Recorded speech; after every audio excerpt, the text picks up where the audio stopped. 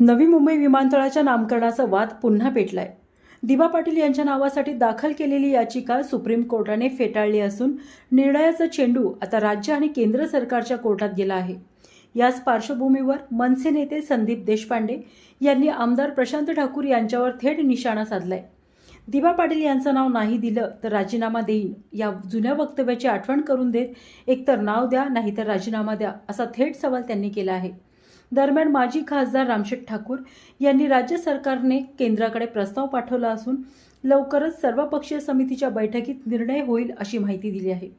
आता नवी मुंबई विमानतळाच्या नामकरणावर आमदार प्रशांत ठाकूर नेमकी काय भूमिका घेतात याकडे सर्वांचे लक्ष लागले आहे।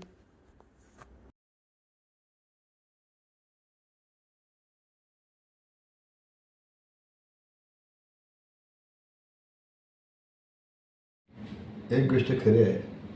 खरं म्हणजे कधी एक गोष्ट अशी असते की कोर्टाचा निर्णय हा आपल्या दृष्टीने फायनल असतो, पण कोर्टाने त्यांचा चेंडू जो आहे तो सरकारवर टाकलेला आहे आणि सरकारवर टाकल्यानंतर राज्य सरकार आणि केंद्र सरकार यांनी तो निर्णय घ्यायचा आहे। राज्य सरकारने चांगली हे प्रगती करून केंद्राकडे प्रस्ताव गेलेला आहे, पण काही कारणानं त्याला थोडा उशीर होतो आहे। पण आता मला वाटते या बाबतीत आमचे सर्वपक्षीय कमिटीचे अध्यक्ष दशरथदादा पाटील आहेत, हे आजार आहेत थोडेसे। आता त्याची तब्येत सुधारते।